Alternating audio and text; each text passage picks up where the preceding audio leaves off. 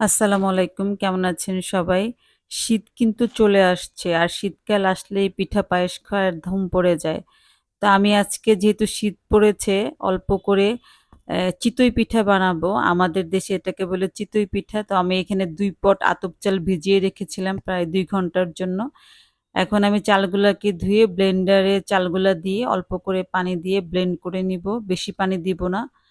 এরপরে যখন একদম মিহি হয়ে যাবে তখন আমি এই গুলাটা আমি একটা বাটিতে রাখবো। আর এরপরে হচ্ছে আমি এখানে কুসুম একটা গরম পানি এটার সাথে মিশিয়ে আমি একটা ডো তৈরি করতেছি।